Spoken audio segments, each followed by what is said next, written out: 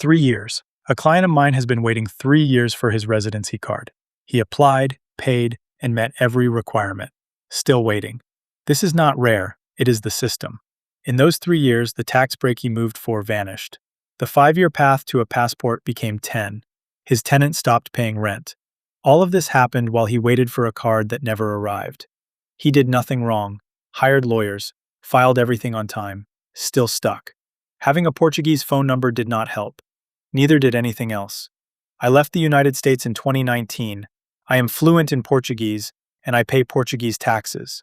I pay €1,022 per month for my accommodation in Lisbon. I have family and friends all over the country and have seen a lot of people arrive while a few have left. That is all I know. The good points and the reasons I sometimes think about leaving.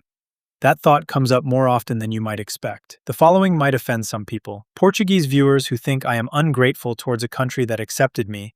Foreigners who have already bought property and therefore don't wish to hear my point of view. It doesn't matter if it's good or bad. Sometimes it feels like being completely open about Portugal is a crime. Anyway, I'll say what I have to say regardless. And if my videos help you decide whether this is the place for you to relocate or stay away, in both cases I've done my job. As I go through this, I will mention tools and services, some free, some paid, that are worth knowing before you land. For example, there is a free relocation checklist that maps out the whole process step by step, and a calculator that lets you check if your numbers work for your actual situation. The details are in the description. Let's start. Let me save you a few years of stress, money, and time, or at least tell you where I lost mine. There are 6 situations where moving to Portugal is a bad idea. I have seen all 6 up close. First, your finances depend on a tax exemption. The non-habitual resident scheme is over. It stopped accepting new applicants at the beginning of 2024, and the last opportunity to transition ended on March 31st, 2025. Anyone who had been convinced by a blog post or a thread on Reddit about having to pay a 10% tax on their pension has now been given outdated information, and this is actually causing people real financial loss. The thing that has taken its place is known as IFICI, and people continue to refer to it as NHR 2.0, a designation which is causing a great deal of harm since the two are in no way the same. To obtain an IFICI certification, one must have a degree at EQF Level 6, or a PhD, be in a qualifying profession, and have a qualifying employer. For example, a qualifying profession might be a software engineer, data scientist, or laboratory researcher, and the employer might be a certified startup, an R&D center, or a company whose turnover comes more than half from exports. In contrast, professions like translators or general business consultants usually do not qualify unless tied to specialized fields on the official list. And employers like most employer of record (EOR) companies or small local firms without export activity do not meet the eligibility requirements. Most employer of record arrangements do not qualify, and retirees are not eligible either, nor do generic remote workers. The figure that is relevant here is that foreign pension income is specifically excluded from IFICI and is instead subject to the standard Portuguese progressive tax rates, which reach 48%. If your intention had been to get 10, you should carry out your calculations again before you sell anything. This year's new nationality law took effect on May 19th. Most people now need to have lived in the country for 10 years in order to obtain nationality, 7 years for those from the EU and from the CPLP countries, whereas it had previously been 5. The clock doesn't start off when you apply. It starts on the day that AIMA issues your first residence card. So, if you wait 2 years for that card, then the 2 years have passed before the 10-year period even begins. When your nighttime application was submitted on or before May 18th, you were subject to the previous 5-year rule. If you had your documents prepared and your language certificate obtained, but had not yet filed the application, then you were not covered by it. There is no general grandfather clause. Permanent residency remains at 5 years and has not changed. It is the passport that has changed. Third, you cannot function unless people speak to you in English. You'll get by in a restaurant in Lisbon, but you won't get by when you speak to finanças or to AIMA at a hospital reception, or when having a conversation with a landlord who has three other applicants. It is precisely in the situations where English ceases to be used that the consequences are most serious. Fourth, you need systems to run on time. Should a delay of 2 years with no explanation and no obvious means of speeding up the process really disrupt your plans, then Portugal may not be the best place for you. This is not a complaint, it's merely a question of whether this sort of uncertainty suits your personality and requirements. People do exist who simply can't tolerate it, and that's perfectly all right. That said, some expats find ways to keep themselves grounded during these long administrative waits. Many continue to work remotely or take up freelance projects, if their situation allows. Some use the time for travel within Portugal or nearby countries, building hobbies, or diving into language classes and community life to help provide structure and momentum. A few concrete examples: joining a local language exchange or meetup group, volunteering at food banks or animal shelters, taking a short course at a nearby university or cultural center, or getting involved with sports clubs like running groups or cycling associations. Even simple things like signing up for pottery workshops, hiking clubs, or joining local book clubs can give your days shape and help you make real connections. These approaches don't shorten the wait, but they can make it more livable and give you back a sense of forward movement when the process stalls. That's why I built the guide, so go get it. Fifth, you are running from something, not moving toward something. The ones I have seen leave after 18 months were almost all running. Whatever you're trying to escape ends up on the plane with you, and then suffers from jet lag and has no support network. Sixth, you cannot afford to get this wrong. If this move would use up all your money and leave you unable to undo it, do not do it. It's not that Portugal is particularly bad, it's that being stuck anywhere is simply undesirable. Count how many of those 6 apply to you. If it is 2 or more, the honest answer is no, and that is fine. If you are still here, the rest is for you. Here's where people start paying money, usually because they think it will make things move faster. It is best to begin with the issue of immigration, since all the other things depend on it. When Portugal closed down CEF and substituted it with AIMA, the new agency took over a backlog of more than 400,000 cases, about 350,000 of which had been handed directly over from the previous system. Since then, they have worked very hard. In 2025, AIMA issued 386,000 residence permits, which is about 60% more than the previous year, and the government states that 93% of the pending files have been dealt with. Read that 93% carefully. Immigration lawyers keep pointing out that resolved counts archived and rejected files, not only approved ones. As of July 1st this year, the Special Task Force still had 30,000 cases sitting there waiting on a yes or a no. So what should you actually expect? There is no official published timeline, which tells you something on its own. The best data anyone has is community reported, and for a clean application filed using the online portal, the median is around 2 months. If you are a golden visa applicant, realistic is 12 to 18 months from submission to holding a card, and the record in 2025 was just under 40 months.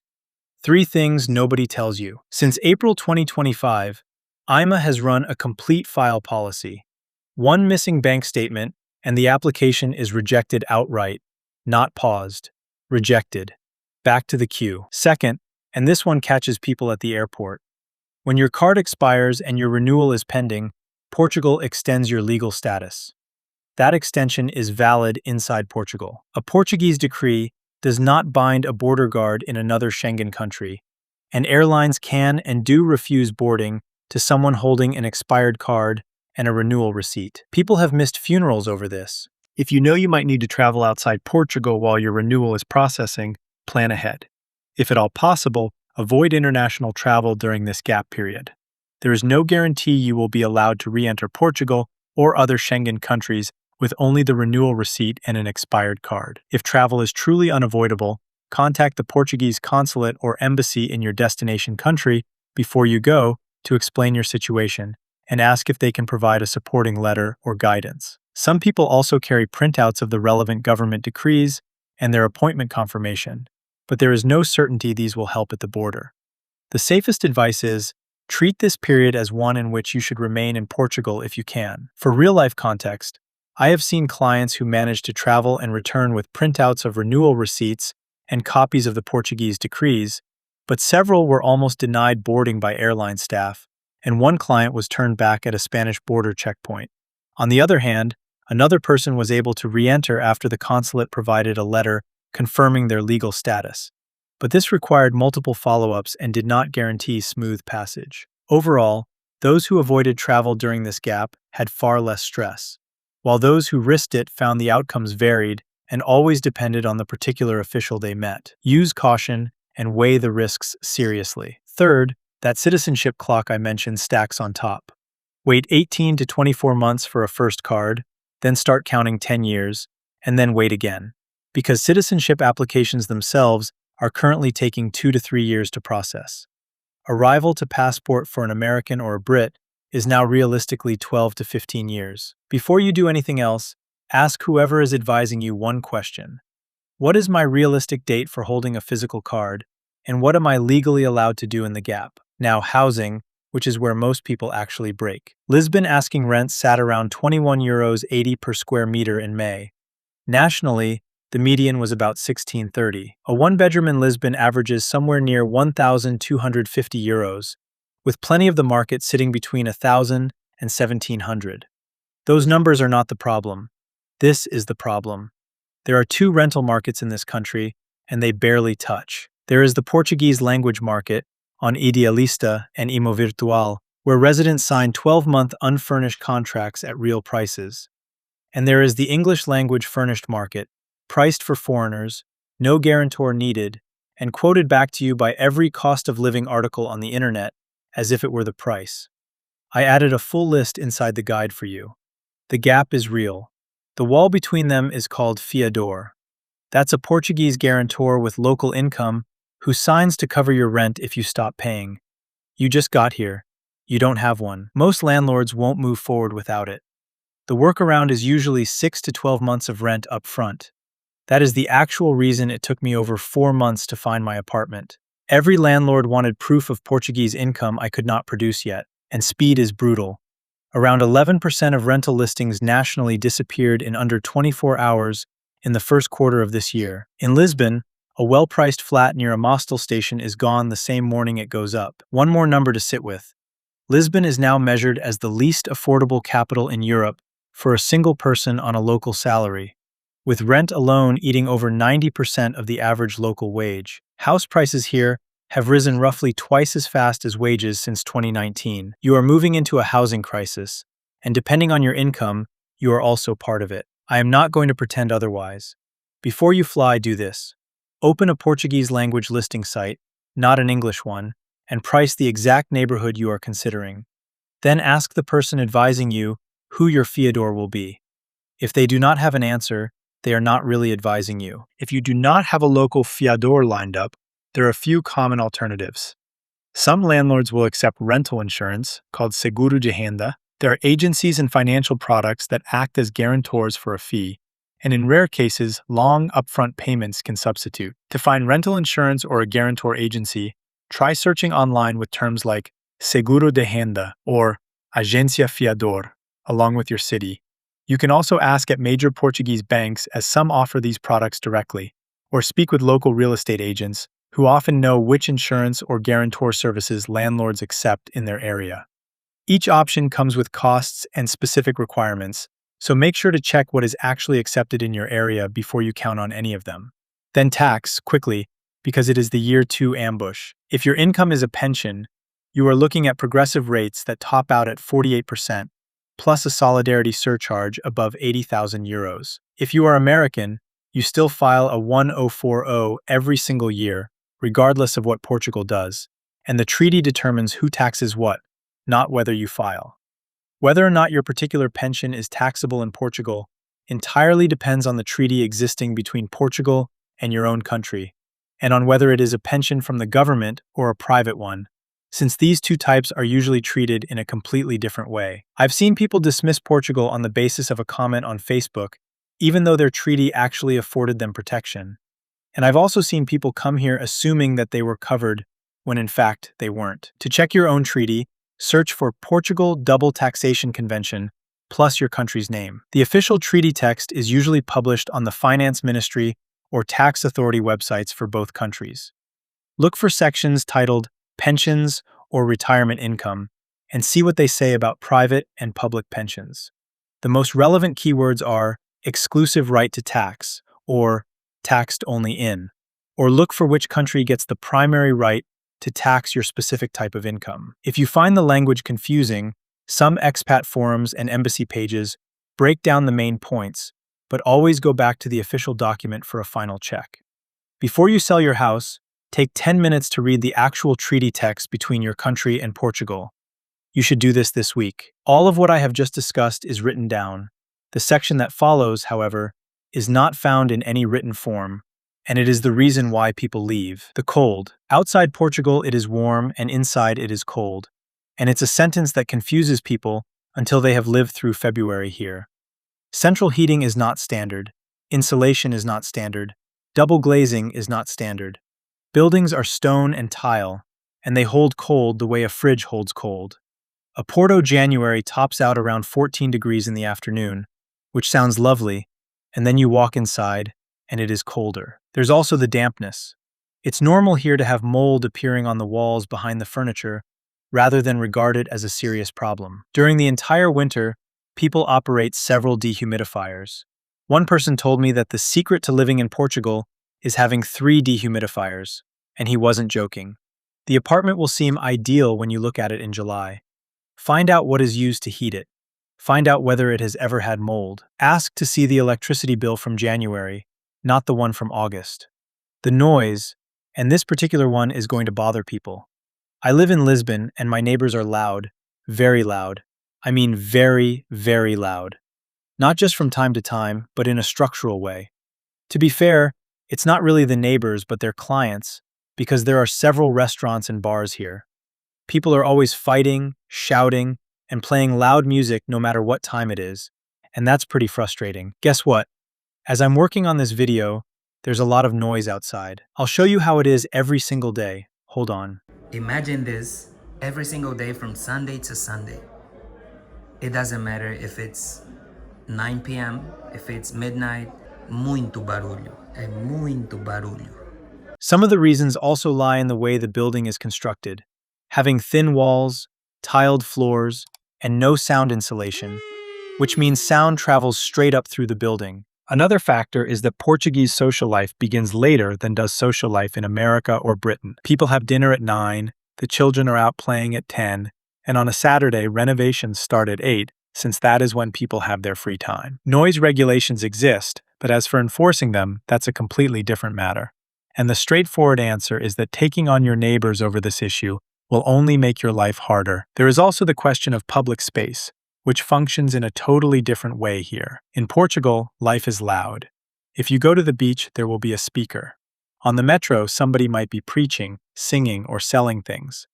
When you're sitting on an esplanada, a busker will spot you. Public space in this country is seen as something that should be shared and be permissive, rather than kept quiet for the benefit of other people. If you come from the United States or the UK, in which the usual idea is that public space should be quiet and anonymous, you will find this off-putting, and in no case are you correct and they wrong. It is their country and you who have moved. It would be better to tell you so than for you to find out in the 3rd month and then post angry messages in a Facebook group. The center of Lisbon. In Rocio, or in Baixa, or in Cais de Sodré, people will make you an offer of hashish or cocaine. Most likely, multiple people will do so. That's actually the situation. Most of them aren't selling drugs.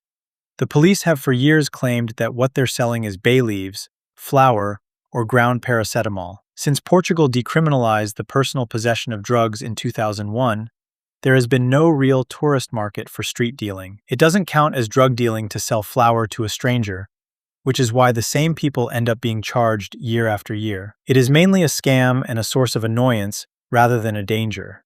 Mainly. This year, on August 10th, a Swedish tourist was shot in Baixa in an incident which the police connected to that trade. The police has now requested that it should be made a criminal offense. The mayor has supported this request, and a bill has been introduced suggesting prison terms. People will try to talk to you, Keep going, don't respond, and don't take out your phone as a sign of politeness. That is all the advice. The thing to note about being outside a city, everyone tends to idealize the life in the countryside, thinking of it as having a cheap house, surrounded by mountains, peace, and even chickens. Then the weather comes. A woman from Figueiró dos Vinhos said that her internet connection failed for 16 weeks, and that her electricity was cut off for 3 weeks following the storms in January. In a city, that kind of situation would constitute a national scandal. But in a village, it's Tuesday, and the repair teams go there when they can. If you are shortlisting somewhere rural, ask what happened there in the last big storm and how long the recovery took. That single question is more valuable than any amount of scrolling through property listings. Let's be brutally honest here. Every winter I think about leaving, sitting in a cold apartment doing my Portuguese tax return, wondering what I am actually paying for. Then the summer comes, and dinner with friends costs €30, and nobody has asked me for a copay to see a doctor. And I remember. Both of those are true at the same time. Anyone telling you only one of them is selling you something. Do not visit in July. Visit in February. Sleep in the actual building you are considering. Sit in that living room at 11 at night on a Saturday and find out what you can hear. Before I get into the routes, one thing. Everything I just covered is the part people find out too late. There is a free relocation checklist in the description that lays out the whole sequence in the order it actually has to happen so that you can find out early. Costs nothing. Grab it after. Now, there are 4 realistic ways a normal person moves to Portugal legally in 2026. And picking the wrong one is the single most expensive mistake in this entire video. The D7, the passive income route. This is the one everybody calls the retirement visa, though there is no age requirement. It is for people whose money arrives without them working for it. Pensions, rental income, dividends, royalties. The number is tied to the Portuguese minimum wage, which went to €920 a month in January. So the D7 floor for a single applicant is €920 a month, about $11,040 a year. Add 50% for a second adult and 30% for each child. A couple needs about $1,380 a month. A couple with one child needs about $1,656. That number is low, and that is the trap. Meeting the floor is not the same as passing. Consulates want savings on top, usually a full year of your required income sitting in a Portuguese bank account, open before you file. For a single applicant, that is about €11,040. They're looking for stability across 6 to 12 months of statements, not a good month. The bigger trap is the word passive. Consulates have been actively pushing remote workers off the D7. If your money comes from a salary, even a remote one from a foreign company, this isn't your route, and filing anyway is a good way to get refused and start over. The D8, the digital nomad route. Same law, different number, completely different bar. The D8 is 4 times the minimum wage, which in 2026 means €3,680 a month. Same family uplifts, same savings expectation. That gap between 920 and 3,680 is the thing nobody says clearly.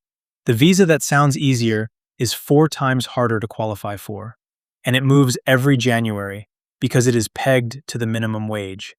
If you are watching this a year from now, do not trust my number. Look up the current minimum wage and multiply by 4. 3 things get D8 applications refused, and all 3 are avoidable. Your employment contract does not explicitly say you work remotely. Your income looks connected to a Portuguese company, or your accommodation proof is a hotel booking, or a lease too short, or a rental contract that was never officially registered. Processing has been running for 6 to 9 months this year. Family reunification, and this changed underneath people. Portugal's immigration law was overhauled by Law 61 of 2025, in force since October 23rd last year. The headline change is that a sponsor now generally needs 2 full years of legal residence before they can bring family over. Previously, there was no waiting period.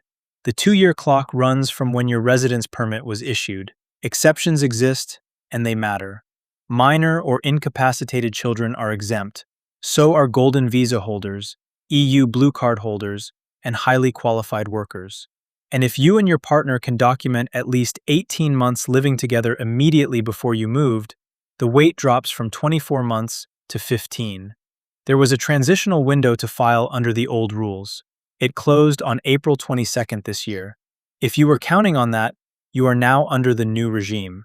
You also have to show housing that meets safety and health standards for a family your size, and means of support that do not rely on social benefits. Family members have to attend Portuguese language and civic values training, and renewals depend on proving they did. The one piece of good news is that the law gives AIMA 9 months to decide, extendable only in complex cases. And the fourth route, which mostly no longer exists. The old job seeker visa is gone. It was replaced with a qualified job seeker visa, restricted to highly qualified professionals with specialized technical skills. If you were planning to fly over, look for work, and sort the paperwork after, that door is shut. The Manifestação de interesse is also gone. That was the route where you arrived as a tourist, found a job, and regularized from inside the country. Abolished. You now need the correct visa before you enter. And CPLP nationals, meaning Brazilians and citizens of the other Portuguese-speaking countries, now need a proper residence visa before applying for a permit, which is the same as for everyone else. One rule that applies to all of these and catches people every time. You cannot be absent from Portugal for more than 6 consecutive months, or 8 months total, during your first 2-year permit. People treat the permit as a backup plan they can hold from abroad. It is not. It expects you actually to live here, and breaching it puts your renewal at risk. And now the good news, because there is some, and almost nobody mentions it. That rule loosens dramatically once you hit permanent residency at 5 years. At that point, you can be outside Portugal for up to 24 consecutive months or 30 months total in any 3 years without losing your status. Read those 2 rules next to each other because the gap is the whole strategy. Years 1 to 5, you genuinely have to live here. After that, you have real freedom of movement, and permanent residency covers almost everything a passport does in daily life, except voting. A lot of people fixate on the citizenship number and never notice that the thing they actually want arrives at year 5. Pick your route based on where your money comes from, not on which number looks easier. Write down which of the 4 you are, and if you cannot answer confidently in one sentence, that is the question to bring to a professional before you spend anything. I'm going to go through the main options fast, 2 lines each, because the useful part is not the description. It's what people find out too late. Before I do, the single best piece of advice in this whole section came from a viewer who has lived outside Lagos for 15 years. Nobody should choose a home from 4,000 miles away. Everything below is for shortlisting, not deciding. Lisbon. Asking rents are around €21.80 per square meter, the highest in the country. You get real city infrastructure, the best hospital access, and an international life. What people find out too late is that Lisbon is now the least affordable capital in Europe, measured against local wages. You will be competing for apartments with people who have Portuguese guarantors, and you will not. Porto, around $16.40 per square meter, so meaningfully cheaper, with a stronger sense of being an actual Portuguese city rather than an international one. Asking rents there actually fell almost 8% over the last year. What people find out too late is the winter. Porto's cold is not about the temperature outside, it is about what happens indoors from November to March. Braga. Cheaper again, young because of the university, well-organized, close to Porto Airport. Multiple viewers have told me they gave up on Lisbon, moved here, and never looked back. What people find out too late is that it is a genuinely Portuguese city, which is a feature, not a bug, but it means your Portuguese needs to be real. Coimbra. Asking rents around €12.80 per square meter. 156,000 people, one of the strongest hospital networks in the country, including its own cancer institute, and the metro bus is now running. What people find out too late, and a Portuguese viewer pushed back on me hard about this, is the topography. Coimbra is steep. If you are in your 70s, that is not a detail, that is your daily life. And the student population makes it loud in a specific, seasonal way. Setúbal. Coastal, Arabida next door, Lisbon hospitals within reach, and the best rental yields in the country right now. What people find out too late is that it is heating up fast, both in rent and literally. Specialist wait times at the local hospital have been reported to be up to 2 years in some departments. The Algarve. Sun, English everywhere, established expat networks, easy landing. What people find out too late is what happens between November and March, when a lot of it closes, and that the regional healthcare system has real gaps. A Portuguese viewer put it plainly, outside summer, what is there to actually do? The Silver Coast and the interior, Aveiro, Figueira da Foz, Caldas da Rainha, Tomar, Viana do Castelo, cheaper, calmer, more Portuguese, and several of them are genuinely underrated. What people find out too late is the infrastructure's durability and the distance to hospitals. Go back to the storm question I gave you earlier. Madeira. Best climate in Portugal, Funchal is lovely, and it has its own regional tax rules. What people find out too late is that it is 1,000 kilometers from the mainland, which changes everything about specialist healthcare, family visits, and cost of living. Here is the sequence, and the order genuinely matters, because half the failures I see are people doing the right things in the wrong order. 6 months out. Decide your route. D7, D8, or reunification. Everything downstream depends on this, and changing it later costs months. Then run your actual numbers. Not the numbers in a video, yours. Your city, your family size, your income after Portuguese tax, with rent at real prices rather than the ones on English language sites. I built a free calculator that does exactly this, and it takes about 2 minutes. It is in the description. Use it before you commit to a city, because the answer changes which city you can afford. Get your NIF, aka NIF. That is the Portuguese tax number, and almost nothing works without it. If you are getting it from outside the EU, you will likely need a fiscal representative. Note that carefully, because I am coming back to it later, and it costs people money for years. Then open a Portuguese bank account, because the D7 savings requirement expects the money to be sitting there before you file. And start your documents. Criminal record checks, birth certificates, marriage certificates, all apostilled. This is the slowest part, and people underestimate it badly. 3 months out. Book the consulate appointment. In some countries, these are genuinely scarce, and the appointment date, not your readiness, is what determines your timeline. Sort your health insurance because it is a visa requirement, not optional. And watch your apostille dates. This is the quiet killer. Apostille documents have a shelf life, and I have seen people whose paperwork expired while they waited in a queue, which meant redoing and repaying for it all. If your process is slow, your documents can time out before your application is decided. 1 month out. Book temporary accommodation for longer than you think, 2 to 3 months minimum. Do not sign a 12-month lease on a place you have only seen in photographs, and do not assume you will find something in 3 weeks, because the average is much worse than that. Sort shipping or decide not to. Most people overship. Furniture is not the expensive part of this move. Do pet paperwork if it applies, and start early because it has its own timeline. Cancel what you can at home, but keep one bank account and one address open. You will need both. Whatever stage you are at, do the calculator step first. Everything else depends on knowing whether the numbers actually work for your situation. You land. Now the real thing starts. Almost nobody covers this because it isn't glamorous. Week 1.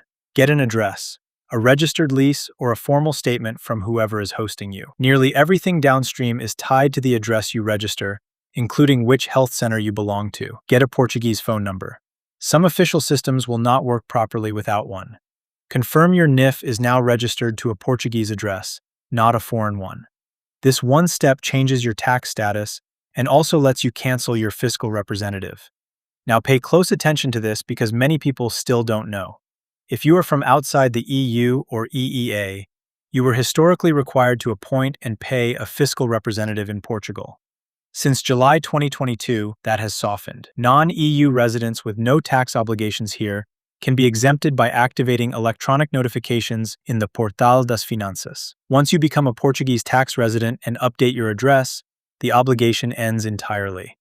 This next bit costs people money. Most remote NIF services bundle 12 months of fiscal representation and then auto-renew it every year, often around €99, sometimes several hundred. People move here, become tax residents, and keep paying a representative they no longer need, for years, because nobody told them to cancel. Log in, update your address, Activate electronic notifications, then cancel the representation. Do it in your first month. Implementation varies between local tax offices, so if yours pushes back, that is not unusual, and it is worth a second attempt. Weeks 2 to 4. Your AIMA appointment and biometrics. Bring more documents than you think you need. Remember the complete file rule. Set up utilities and internet. Ask specifically what the January electricity bill looks like on that property. Banking and money. If your income arrives in dollars or pounds and you spend in euros, the exchange spread is a real recurring cost, and most people ignore it. Over a year, it adds up to real money.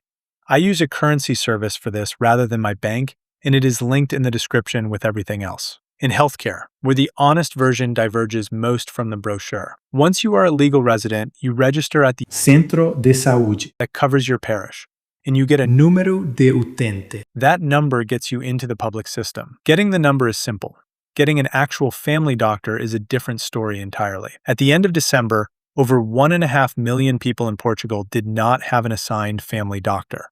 1.5 million in a country of about 10 million. Lisbon, the Algarve, and the Setúbal Peninsula are the worst affected. And the government's response has included authorizing the health service to hire back over 1,000 retired doctors. So plan for the gap.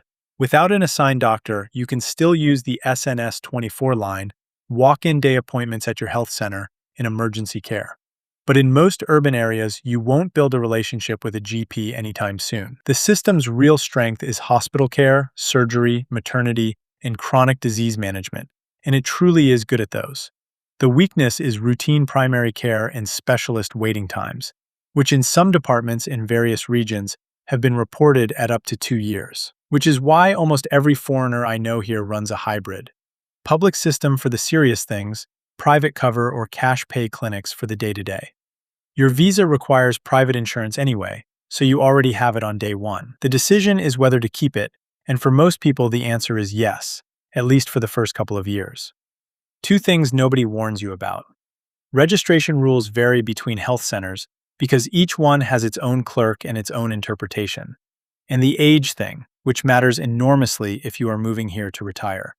Most Portuguese insurers stop accepting new subscribers somewhere between 65 and 75, depending on the company and the plan. Above 70, your options narrow sharply, though they do not disappear, and some basic network products have no age limit at all. The detail almost nobody knows is that the real threshold is not 70, it is 55. On some of the main comprehensive plans, if you subscribe at 55 or older, a €750 annual hospitalization deductible gets attached to your policy for life, kicking in from the year you turn 70. Subscribe at 54, and it never applies. So if you are anywhere near 55, getting insured before you move is not admin. It is a decision worth hundreds of euros a year for the rest of your life. Then the long tail. Start Portuguese properly, not on an app.